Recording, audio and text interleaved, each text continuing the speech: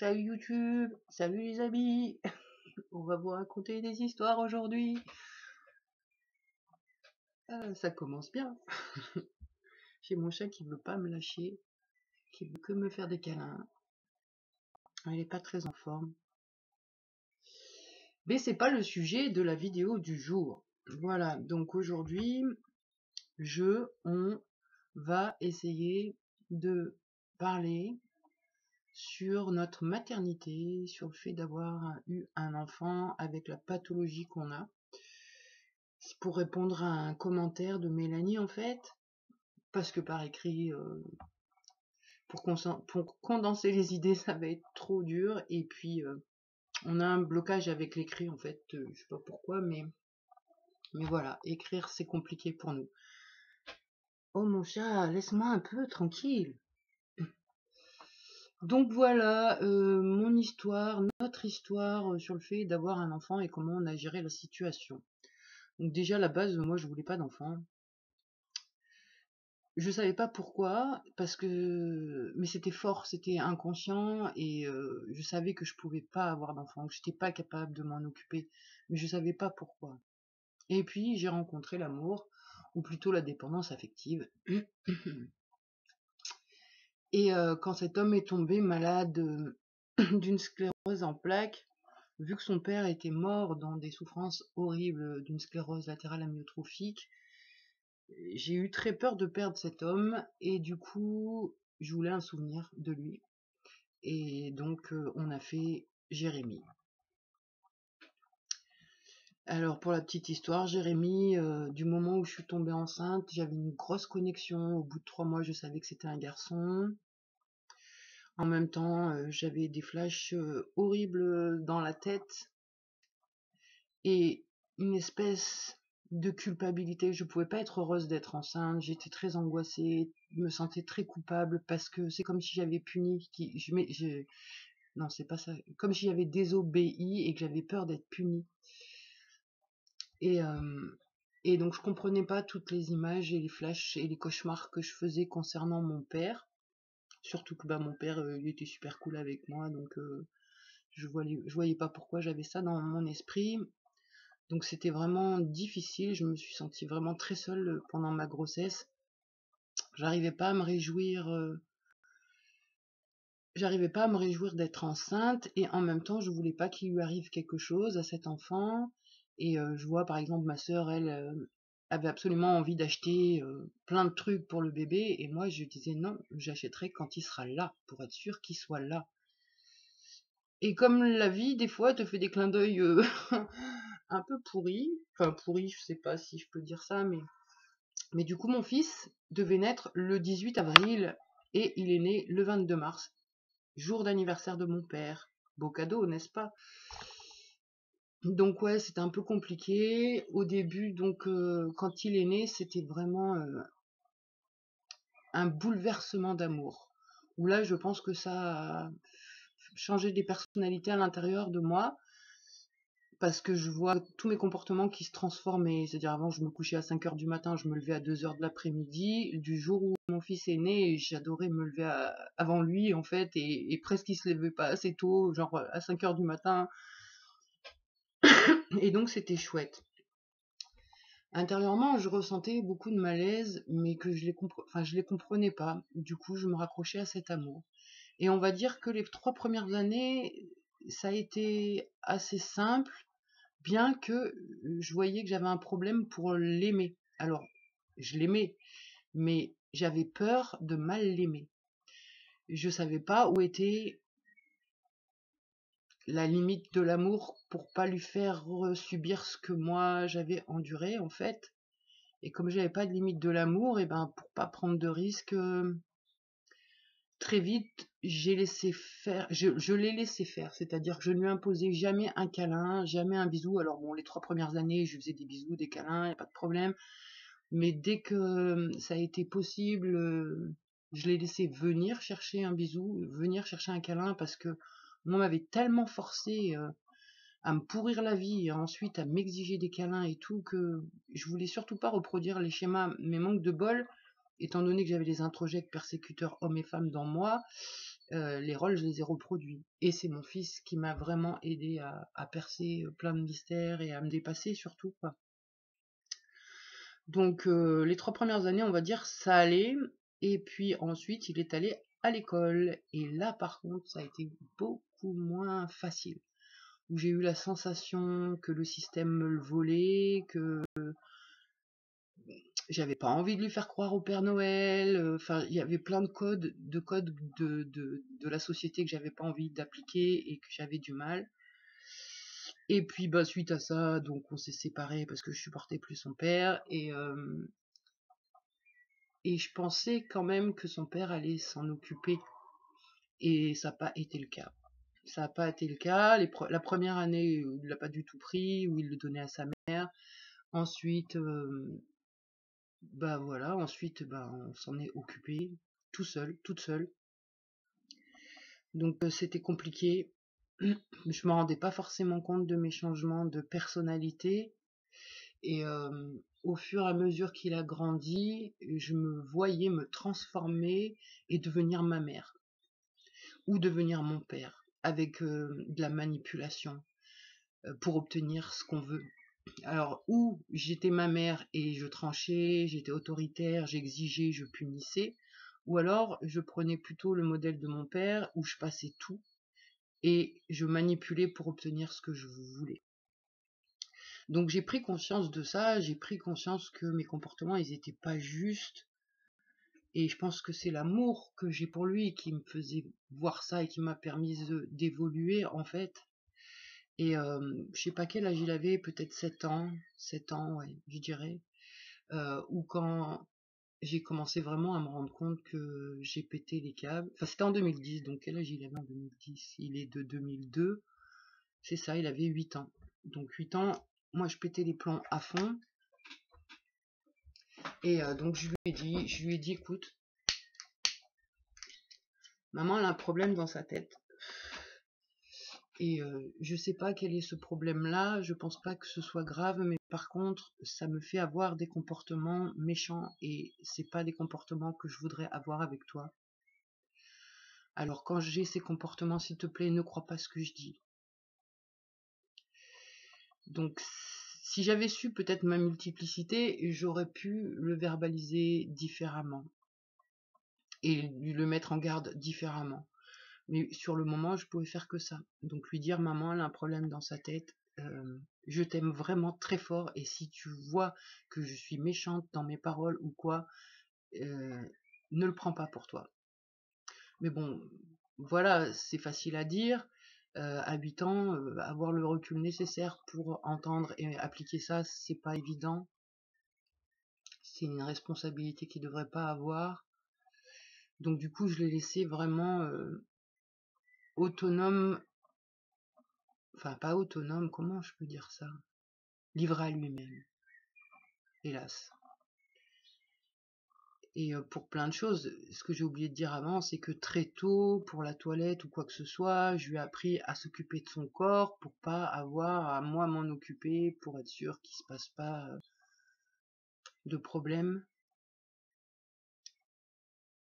Et donc, je me suis vue péter les plombs sur lui, et puis après pas forcément m'en rappeler ou ce genre de choses, et c'était très compliqué. Et quand je m'en rappelais, à chaque fois, je venais le voir après la crise, et j'essayais de verbaliser en lui disant que je pense pas du tout ce qui s'est passé, et que voilà, je comprends pas ce qui se passe, et que c'est pas contre lui, et qu'il prenne vraiment pas pour lui.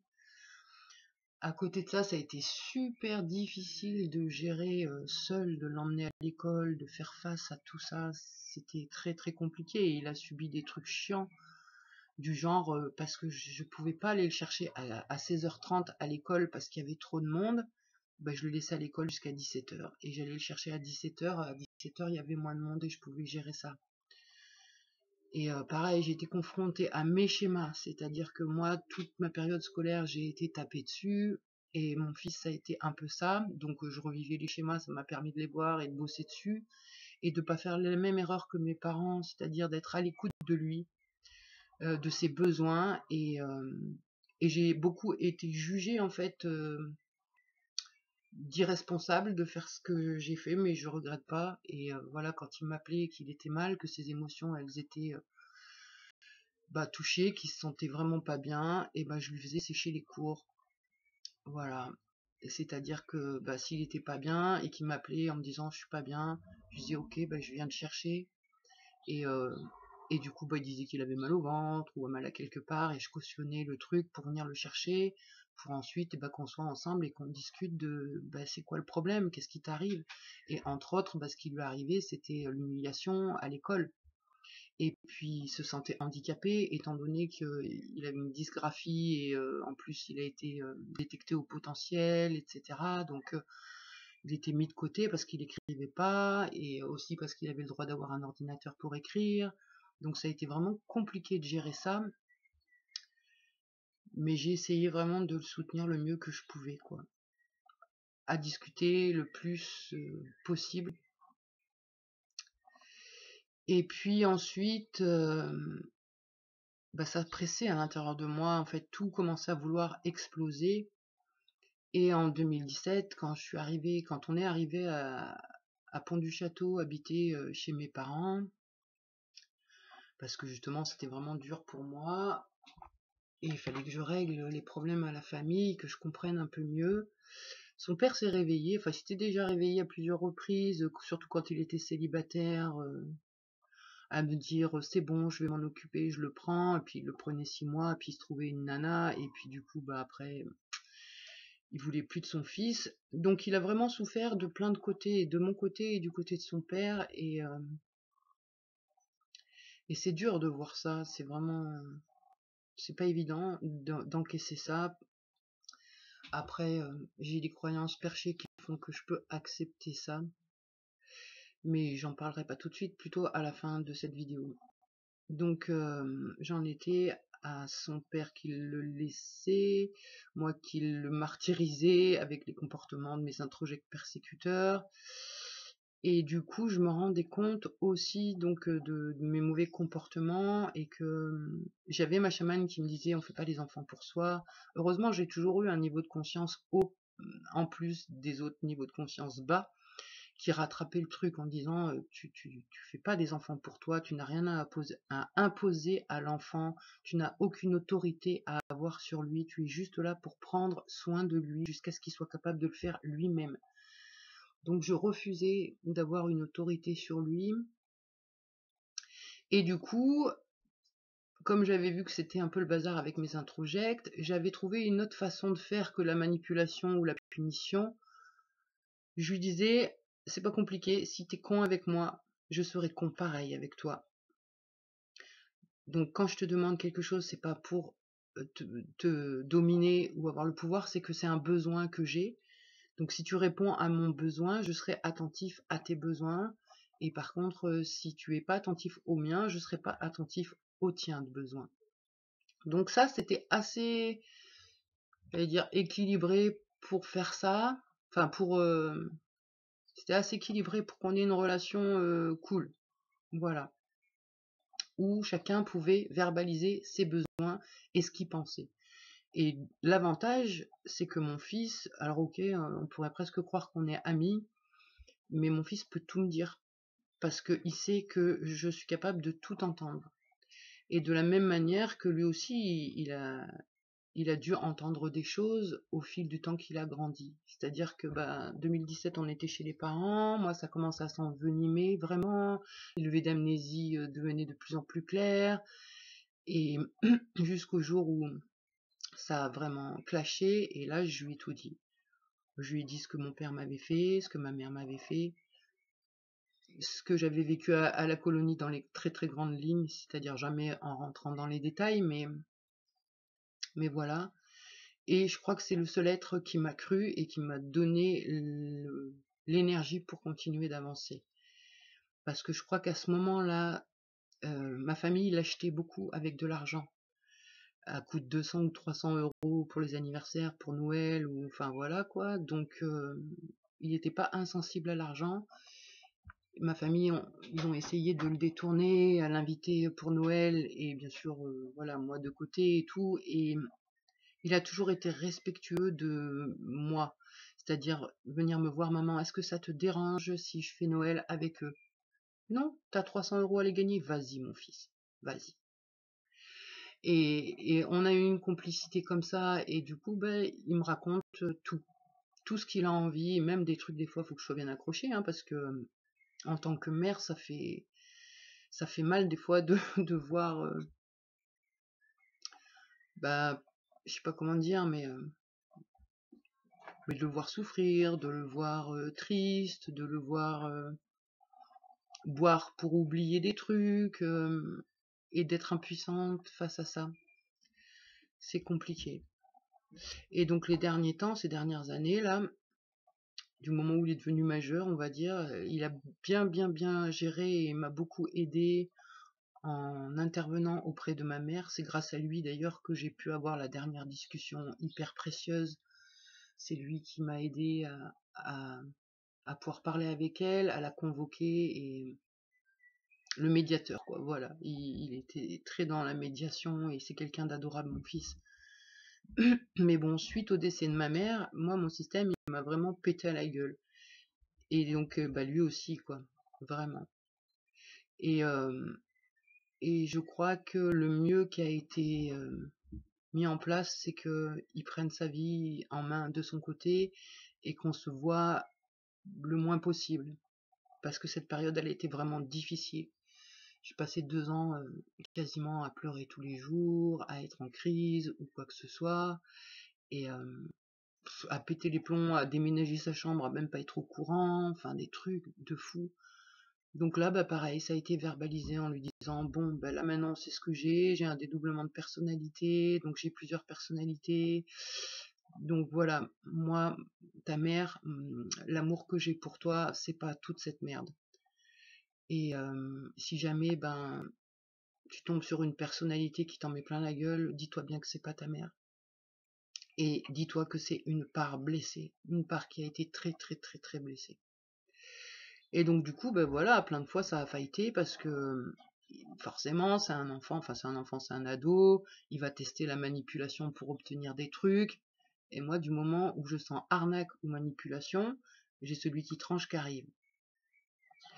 Et ça aussi, il l'a compris, j'ai verbalisé, je lui ai dit: si tu veux ne pas t'en prendre plein la gueule, arrête de vouloir me manipuler. Tu me dis les choses, tu me dis tes besoins clairement, tu fais pas des détours. Parce que si moi je sens qu'il y a arnaque, je vais pas pouvoir entendre jusqu'au bout et je vais trancher. Donc voilà, ce qui a beaucoup aidé, on va dire, c'est verbaliser, se remettre en question, savoir s'excuser. Et, et puis, ouais, la communication, hein, c'est tout, hein. Et après, donc d'un point de vue perché, moi pour résilier, pour résilier mon enfance chaotique, je pars du principe que l'âme choisit de s'incarner sur Terre pour faire une expérience, pour faire des expériences, dont celle de la naissance, plus celle de la mort, voilà, et donc l'âme choisit ses parents. Donc ça veut dire que en collaboration avec ma famille, j'ai été la victime, ils ont été les bourreaux et on a pu jouer au triangle. Et donc ça m'aide à résilier, mais c'est applicable aussi pour mon fils qui donc m'a choisi et a choisi son père parce que son âme avait décidé d'expérimenter les blessures d'abandon, de rejet. et, et de trahison, certainement aussi. Je dis ça comme ça, hein, j'ai pas épluché, j'ai pas réfléchi avant de parler, c'est spontané. Et donc voilà, et il a choisi ce père et cette mère pour vivre ça et pour dépasser ça de la même manière que j'ai vécu tout ce que j'ai vécu pour arriver un jour à dépasser tout ça, quoi. Donc voilà, avoir un enfant, c'est vraiment compliqué quand on a le TDI et quand on est seul, vraiment. La chance, c'est quand on n'est pas seul, à ce moment-là, on peut s'appuyer sur d'autres humains qui sont plus stables. Et le problème que je vois, ce que ça a créé comme problème chez mon fils, c'est que donc lui, il n'a pas de gros traumatismes comme moi, on en a tous, hein, mais ils sont pas aussi gros. on va dire. Il n'a pas eu de choc violent dans l'enfance, dans la petite enfance. Par contre, il le dit clairement que il dissocie, il irréalise et qu'il est plusieurs. Mais par contre, il l'a jamais entendu de ma bouche, à part ces dernières années, quoi. Et je pense que par mimétisme, vu qu'il a vécu avec moi, eh ben, sa psyché s'est structurée sur ma mère, elle a 15 avis différents, donc et je pense qu'à l'intérieur de lui, ça a eu des répercussions. Et je peux voir même dans lui l'introject persécuteur homme, l'introject persécuteur femme, et donc je me dis, il a été imprégné. Il a été imprégné, donc ouais, c'est beaucoup de culpabilité. Heureusement que je me dis, ok, il a choisi de vivre ses expériences. Donc ouais, ça a d'énormes répercussions, parce que moi, mes traumas, même si j'ai essayé de sauver les meubles sur lui, ça a impacté, et du coup, il peut pas avoir une vie normale. Et je me dis, ben voilà, ça fait un effet boule de neige, quoi, ça éclabousse forcément, et du coup, ben là, il est dans l'incapacité d'avoir une vie normale, d'aller travailler ou quoi que ce soit, parce que il a plein de peurs, et puis il a des troubles de l'attention avec hyperactivité, donc dysgraphie, donc pas possibilité d'écrire, gros problème de concentration, et il peut être que dans l'instant présent, et donc il vit que l'instant présent, il est comme une feuille au vent, libre comme l'air. Il habite à droite, à gauche, un peu ici, un peu là-bas, et il essaye de faire sa vie en partant à l'aventure chaque seconde, mais c'est surtout aussi pour pas être confronté au fait que lui aussi, il a trop plein de la vie dans sa tête, et voilà, donc ça a des répercussions. Ça fait petit, il était suivi. Là, ça fait 2 ans que je le tarabusque pour qu'il continue à être suivi, mais que il a pas envie d'être un handicapé comme sa mère, ce que je comprends. Mais en même temps, il est en incapacité de rentrer dans le système, donc de gagner de l'argent. Et voilà, on en est ici, on en est là. Et je pense que s'il était ok pour se faire diagnostiquer, il aurait des troubles importants et il pourrait demander de l'aide. Mais pour l'instant, il n'en est pas là, il veut essayer par lui-même. Donc je le laisse faire, je l'accompagne le mieux que je peux, et voilà. Donc dans un sens, je porte beaucoup de culpabilité d'avoir fait ce fils, cet enfant. C'était très égoïste pour pas perdre cet homme, l'amour de cet homme, enfin si jamais il devait mourir ou quoi, d'avoir un souvenir. Et d'un autre côté, voilà, de lui avoir fait endurer tout ce qu'il a enduré, ça m'emmerde. De le faire vivre dans un système, une société, un monde dans lequel on est, ça m'emmerde. Et d'être impuissante, de pas pouvoir l'aider, de pas pouvoir lui donner de l'argent pour qu'il puisse survivre mieux, c'est difficile. Quand on parle du loup, bon voilà, fin de la vidéo. Ciao.